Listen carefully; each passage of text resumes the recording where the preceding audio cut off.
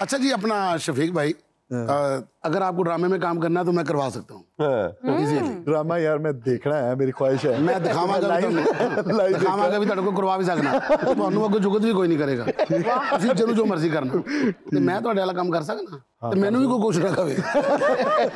ਮੈਂ ਜਿਹਨੂੰ ਮਰਜ਼ੀ ਹੱਥ ਮਾਰਦਾ ਫਿਰ। ਇਹਦੀ ਗਾਰੰਟੀ नहीं है, लेकिन मैं ਤੁਹਾਨੂੰ अपने शागिर्द करने के कितने पैसे लेंगे ये बताएं। भाई मैं शागिर्द के पैसे नहीं लूंगा सर, मैं ਤੁਹਾਨੂੰ अगर ये 5 रेडे डाल देना, 5 रेडे डाल दे, मैं इसको शागिर्द कर लूं। 5 में से 2 क्लियर कर दे। इसने चपेट मार के नहीं आना, इसने जुगत कुछ मार भी ना करे, इसने जुगत मार के आना है। नहीं जुगत मार के नहीं है। मैं अगर मैनू ड्रामा करांदा है ਤੇ ਮੈਂ ਉਹਦੇ ਵਿੱਚ ਜੁਗਤ ਇੱਕ ਦੋ ਮਾਰਾਂਗਾ ਤੇ ਕੋਈ ਜਵਾਬ ਤੇ ਨਹੀਂ ਨਾ ਮੈਨੂੰ। ਨਹੀਂ, ਮੈਂ ਨਹੀਂ ਦੇਣ ਦਿਆਂਗਾ ਕਿਸੇ ਨੂੰ। ਨਹੀਂ ਦੇਣ ਜਿਹੜਾ ਤੁਹਾਨੂੰ ਜਵਾਬ ਦੇਗਾ ਉਹਨੂੰ ਮੈਂ ਜਵਾਬ ਦੇ ਦਿਆਂਗਾ ਕਿ ਵੀ ਕੱਲ ਤੋਂ ਤੂੰ ਡਰਾਮੇ ਤੇ ਨਹੀਂ ਆਉਣਾ। ਤੇ ਲੇਕਿਨ ਇਹਦੇ ਵਿੱਚ ਤੇ ਤੈਨੂੰ ਥੋੜਾ ਜਿਹਾ ਭਜਣਾ ਤੇ ਪੈਣਾ ਨਾ, ਮੈਂ ਤੈਨੂੰ ਚੁੱਕ ਕੇ ਨਿਲ ਜਾਣਾ ਨਾ ਚੁੱਕ ਕੇ ਛੱਡਣਾ। ਨਹੀਂ, ਮੈਂ ਭੱਜ ਜਾਵਾਂਗਾ ਸਰ ਜੀ। ਤੁਸੀਂ ਸਿਰਫ ਇੰਜ ਕਰਨਾ ਤੇ ਮੇਰੀ ਭੱਜਣੀ ਦੇਖਣਾ। ਡਰ ਨਾ ਭਾਵੇਂ ਭੱਜ ਜਾਵੇ, ਡਰ ਦੇ ਨਾਲ ਸਰ। ਦੇਖੋ सर, हमारी ऑडियंस भी शफीक चिश्ती साहब से गुफ्तगू करने के लिए बेताब है, लिहाजा उनको मौका फराहम किया जाए। जी जी, क्यों नहीं जी, क्यों नहीं। मेरा चिश्ती साहब से सवाल है कि पहलवान और जो कबड्डर हैं, सुना है वो पूरा पूरा बकरा खा जाते हैं, तो आपने कभी पूरा बकरा खाया? नहीं पूरा बकरा तो नहीं खाते, बस ये कि ये है कि उनकी रिक्वायरमेंट्स ये लाजमी होती है, गेम की रिक्वायरमेंट्स और बॉडी की रिक्वायरमेंट्स ये होती है कि आप थोड़ा सा मीट लाजमी खाएं। उसमें आप पाव खा सकते हैं ज़्यादा से ज़्यादा। गल्लां करने वाले हमें गल्लां कर देते हैं, पूरा बकरा खाए। गल्लां पायन गल्लां वैसे खाया तो जा सकता है। हाँ हाँ, बकरा तो खाया जा सकता है। हाँ, नहीं खाने वाले पूरा मुल्क खा जाते हैं। जो मुल्क खा जाते हैं वो पचा भी लेते हैं। मेरा सवाल आपसे ये है कि आपने कहा कि आप 2010 में कबड्डी में एज ए हेल्पर जो है वो काम कर रहे थे। नहीं एज ए हेल्पर नहीं, एज ए हेल्पर नहीं, मैं आया प्लेयर ही था, लेकिन वो सबसे जो जूनियर प्लेयर होता है ना जी, मेरा वही कहने का मतलब है। लेकिन 2014 में आप बता रहे हैं कि आप पाकिस्तान के कैप्टन बने हैं, तो इतने कम टाइम में आपने ये जो है वो टाइटल कैसे अचीव किया? और मैंने ये भी सुना है कि आप जो है वो टाइगर ऑफ पाकिस्तान के नाम से जाने जाते हैं, तो ये वाकई बात सच है? जी अल्हम्दुलिल्लाह, ये टाइगर ऑफ पाकिस्तान का जो टाइटल मुझे मिला, ये इंग्लैंड में मुझे मिला। वहाँ पे मैं खेल रहा था, क्योंकि एक पूरा टूर्नामेंट था, टूर्नामेंट के पूरे में मुझ पर कोई स्टॉप नहीं था, और पूरे टूर्नामेंट में आप एक दिन में 4 मैचेस खेलते हैं। अच्छा। और फिर आप फाइनल विन करते हैं। और पूरे दिन में मेरे साथ कोई नहीं था, मेरे पे कोई स्टॉप नहीं था, और पूरे दिन में मुझे लगता है मैंने 80 से 90 रेड डाली थी, और उनमें कोई भी स्टॉप नहीं था अल्हम्दुलिल्लाह। जबरदस्त। एक दिन में 4 मैचेस में। तब मुझे इंडियन कमेंटेटर था, तो उसने कहा था कि ये टाइगर ऑफ पाकिस्तान का टाइटल मुझे तब मिला था वहाँ से। वाह। आपका जो कम टाइम वाली बात है वो उसमें ये है कि जब मैं 2010 में गया, तो मैं जब मुझे फाइनल में मौका मिला तो सबसे अच्छी परफॉर्मेंस मेरी थी। उसके बाद जब मैं पाकिस्तान आया 2011 में, फिर मेरी अल्हम्दुलिल्लाह परफॉर्मेंस दिन ब दिन अच्छी से अच्छी होती गई। और 4 साल बहुत टाइम होता है, आप किसी भी चीज़ को अचीव करने के लिए बहुत ज़्यादा टाइम है ये। और जब आपने देखा होगा कि लाहौर लाइन शहबाज शरीफ साहब ने बनाई थी, और हम खेल रहे थे एक लीग, तो लीग में 13 मैचेस खेले थे हमने। 13 मैचेस में से 11 मैचेस में मैं बेस्ट था अल्हम्दुलिल्लाह।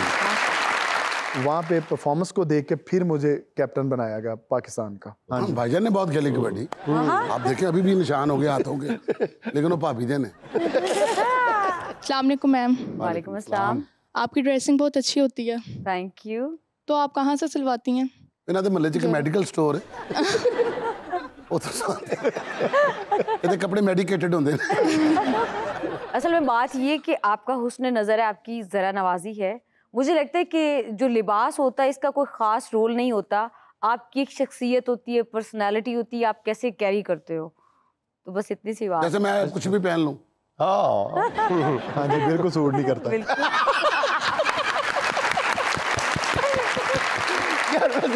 बात तो आपने बहुत मजे की है, लेकिन कबड्डी का प्लेयर जो है ना वो एटलीस्ट दुनिया के किसी मौजू पे भी बात कर सकता है, लिबास पे बात नहीं कर सकता।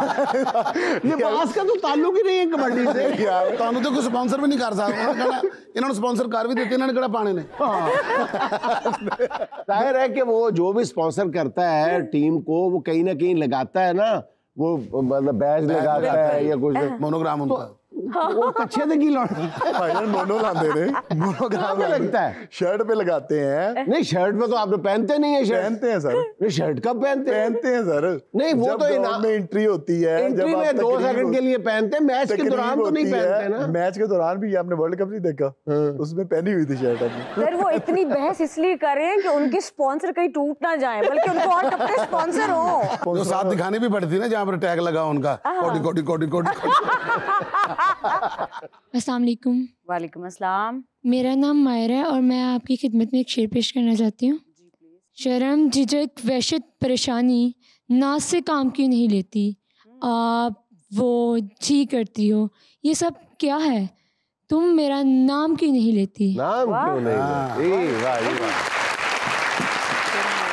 क्या अच्छा शेर है। चाय बिस्कुट निम्को बाकर खानी, चाय बिस्कुट निम्को बाकर खानी, आपने खानी?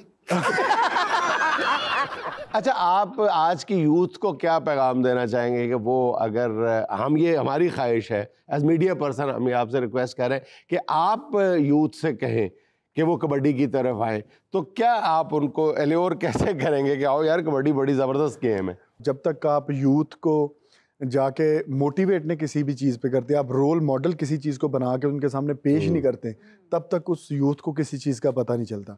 अब मैं यहाँ पे बैठा हूँ, ये सारे बच्चे मुझे देख रहे हैं, और जो मुझे यूथ देखेगी वो लाजमी किसी ना किसी तरीके से इनमें से तकरीबन को 70% मुझे लाजमी सर्च करेंगे जाके। और जब सर्च करना स्टार्ट कर देंगे तो फिर इनको इंटरेस्ट होगा, 70 में से अगर 50 भी इंटरेस्ट लेने शुरू हो गए तो उसमें से 10 खेलना लग जाएं, तो मैं कहता हूँ कि मैं दोबारा सवाल करना चाहूँगा जुनैद सर से, वो पाकिस्तान के सियासी हालात से मुतल्लिक़ है। तो मैं पूछना चाहूँगा कि पाकिस्तान के जो सियासी हालात हैं फ़िलहाल जो हैं वो बड़े मतलब मुश्किल हैं, मतलब हर सियासी जमात जो है वो दूसरे को डाउन करने की कोशिश में है।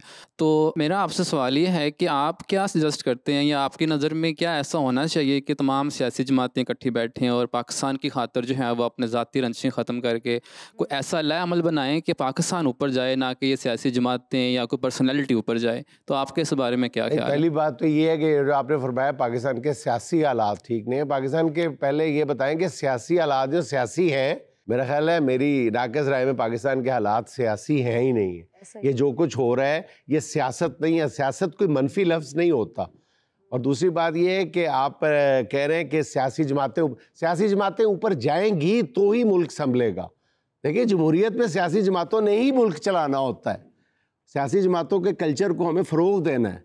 सियासी जमातों को अल्लाह ना करे सियासतदान जो है कोई काबिल नफ़रत मखलूक नहीं होती, उन्होंने मुल्क चलाना है, मुल्क सियासतदानों ने चलाना होता है, और हमें उन्हें ही अप्रिशिएट करना है, उनकी ताकत को तस्लीम करना होगा हमें। सीधी बात है, जब तक आप उनकी ताकत को तस्लीम नहीं करेंगे मुल्क नहीं चलेगा। अच्छा जी, हम फारिया